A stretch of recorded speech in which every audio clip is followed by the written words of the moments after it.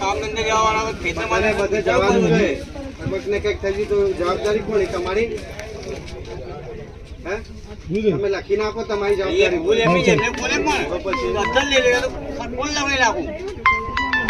નર્મદા લાઈવમાં તમારું સ્વાગત છે. નર્મદા અને વડોદરા જિલ્લાને જોડતો જે પોઈચાનો બ્રિજ છે, નર્મદા નદી ઉપર આવેલો જે બ્રિજ છે, એની જે બેરિકેડ છે, એંગલો છે, તે તૂટી પડી છે, ભયજનક રીતે નમી પડી છે. બંને બ્રિજના છેડા પર વાહનોની લાંબી લાંબી કતારો લાગી ચૂકી છે. કલાકોથી અહીંયા વાહન ચાલકો અને મુસાફરો અટવાઈ પડ્યા છે. પોલીસ ઘટના સ્થળે આવી ચૂકી છે. અહીંયા જે માર્ગ મકાન વિભાગના અધિકારીઓ છે તે પણ આવી ગયા છે. ઘટના એવી બની છે કે અહીંયાથી એક પિકઅપ વાહન પસાર થઈ રહ્યું હતું અને પિકઅપ વાહનની ઉપરની જે છત આવે છે તે આ એંગલમાં ટચ થઈ ગઈ હતી અને આ જે એંગલ છે તે નમી પડી હતી. જોવામાં એવું આવ્યું કે જે એંગલના જે નટબોલ હતા, 6 નટબોલ, એમાંથી માત્ર 1 કે 2 નટબોલ ઉપર આખી આ એંગલ ઊભી હતી અને આ ગંભીર બેદરકારી છે. કારણ કે આ એંગલ જો અકસ્માતે કોઈપણ વાહન ઉપર પડી હોત તો એ વાહનને પણ નુકસાન થાત અને વાહનમાં બેઠેલા લોકોને પણ ગંભીર ઇજાઓ થવાની શક્યતા હતી. ની જે બેરિકેડ એંગલોમાં જે એક ક્ષતિ હતી, જે ગંભીર બેદરકારી કહી શકાય તેવી વાત છે. કારણ કે 6 બોલ્ટની એંગલની જગ્યાએ માત્ર 1 કે 2 બોલ્ટ ઉપર આ એંગલ આખી ઊભી હતી અને આ જે અકસ્માત થયો છે તેના કારણે આ ક્ષતિ બહાર આવી છે.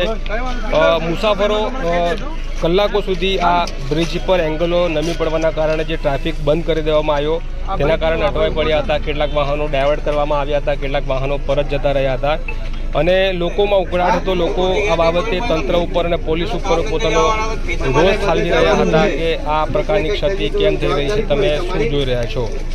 ત્યારે અકસ્માતના પગલે ઘટના સ્થળે દોડી આવેલા માર્ગ મકાન વિભાગના અધિકારીઓ અને પોલીસ દ્વારા સંકલન કરીને જેસીબી બોલાવવાની કવાયત હાથ ધરવામાં આવી હતી, જેથી કરીને એંગલ જે ભયજનક રીતે નમી ગઈ છે તેને હટાવવાનો પ્રયાસ કરવામાં આવે, જેથી વાહન વ્યવહાર ખુલ્લો થાય, વાહન વ્યવહાર પૂર્વવત થાય. ત્યારે લોકો રાહ જોઈ રહ્યા હતા કે ક્યારે જેસીબી આવે અને ક્યારે આ એંગલો હટાવવાની પ્રોસેસ થશે અને તેઓ પોતાના ઘરે પહોંચશે.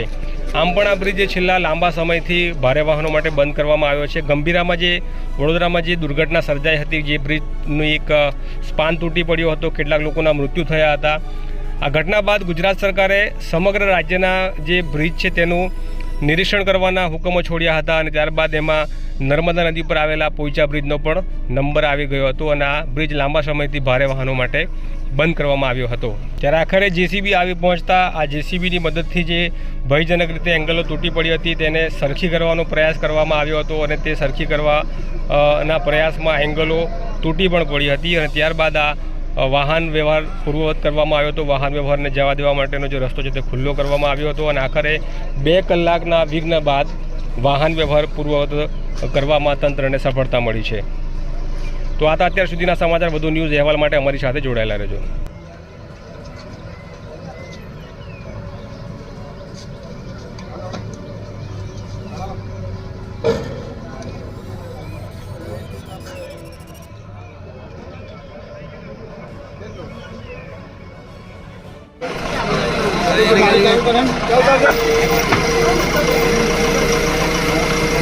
कर दो